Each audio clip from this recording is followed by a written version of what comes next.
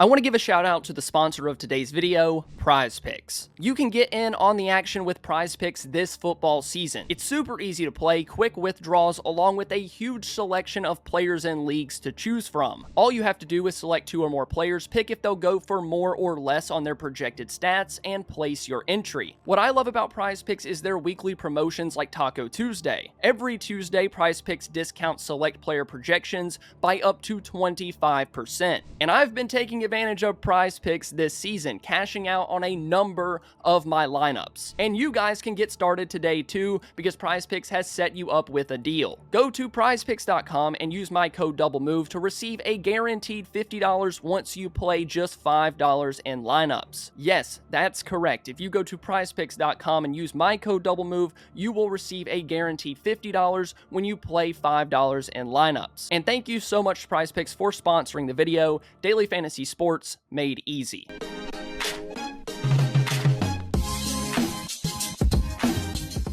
Well, I never thought I'd be making a video about these 3 players, but here we are. Even without their top 4 defensive ends in Week 5, Dallas held Pittsburgh to just 3.5 yards per carry and allowed Najee Harris just 42 yards on 14 carries. So, what changed? For the second week in a row, they actually stood up, stopped the run, and held their opponent below 20 points. Going into this game, I had a hard time imagining the Cowboys stopping the Steelers consistently. I figured that they could get stops here and there to make the game close, to keep it within reach, but my expectations were far exceeded. Tyrus Wheat and Chauncey Golston were Dallas's edges. They literally had 2 active defensive ends on the roster by the end of the first quarter. Marshawn Kneeland left the game with a knee injury. Luckily, he did avoid anything major and he should be back. We're not really sure on a timeline of that just yet, but it wasn't considered season ending. With the injury to Kneeland, they were forced to rely on Tyrus Wheat, who is primarily a special teams guy, and then rely on Chauncey Golston, who mainly played as a 3-tech in Dan Quinn's defenses over the past few years. Neither of those guys have played legit snaps in the NFL at defensive end, especially not an entire game. Golston has obviously played more than Wheat, but still not a ton. Despite that, they were PFF's highest graded defenders against the run last night for Dallas. Tyrus Wheat was at 1, Golston at 2. As far as overall grades, Golston ranked 3rd on the defense, while Wheat ranked 7th. And while I'm not a PFF homer, I do think the grades back up what we saw in the game. Wheat and Golston certainly played well. They did a really good job of setting the edge in the run game. They got a little push on the edges to squeeze the pocket at times, and they played sound football pretty much all night. The Steelers didn't have even 1 or 2 gashing runs that kind of took the life out of this defense. They were solid. They weren't playing at an all-pro level, but they also weren't getting bullied up front. If anything,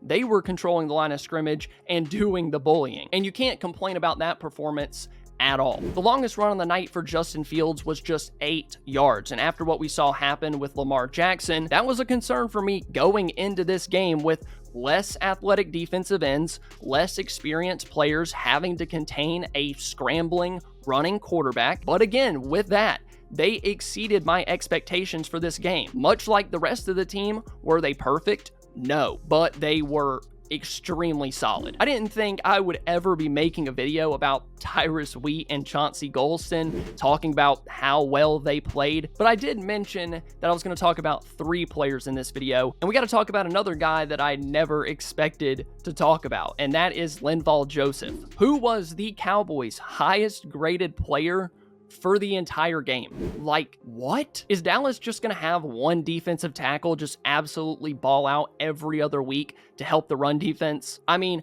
I wouldn't complain. Last week, it was Mozzie Smith getting the love for his performance against New York. This week, it was Linval Joseph. I mean, who didn't see that coming? Come on, guys. Joseph was signed to the Cowboys after training camp. He had no camp with any other team. He had no workouts inside of an NFL building, and he's 35 years old. With all of those things obviously being less than inspiring, it's probably going to take a guy like that a little bit of time to kind of work his way back into NFL shape. I mean, let's give the guy a break. He's playing against 22-year-old athletic freaks that probably work out 366 days a year. But the Cowboys didn't sign him for his peak athleticism. They signed him to be a big-bodied, run-stuffing nose tackle that can just eat up blocks and doesn't get pushed off his spot. And last night, he really didn't do that, as well as he rushed the passer. He was doing a lot more than just pushing the pocket. He was dominating the left guard. The play where he had a strip sack, he just bulldozed the left guard. He ran straight through his chest and did a really good job of punching at that ball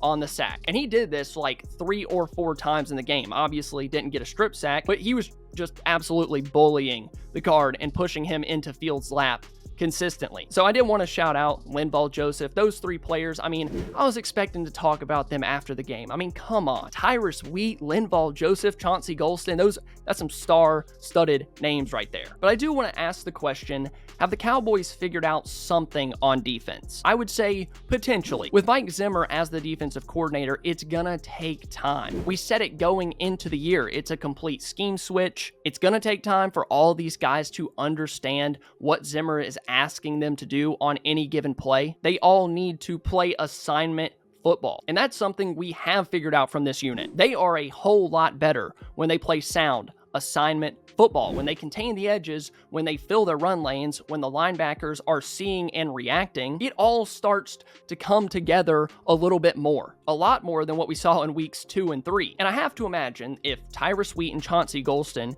can pretty much come in as last-minute options at defensive end, there's no reason that Parsons and Lawrence can't do the same thing. What was so inspiring from this unit was there was no Superman football. No one was trying to be too good for the scheme, and it paid off in a major way. So maybe this unit has figured something out. Maybe they'll go back, watch this film, and be surprised that when everybody does their job and does it correctly, good things tend to happen. But let me know what you guys think down below in the comments. Do you trust this defense moving forward? That's 2 good performances in a row. They had 2 bad performances in a row. Which one do you trust the most? Let me know down below in the comments. Thank you guys so much for watching. If you enjoyed, please make sure to leave a like and subscribe to the channel. I love you all, and I'll see you next time.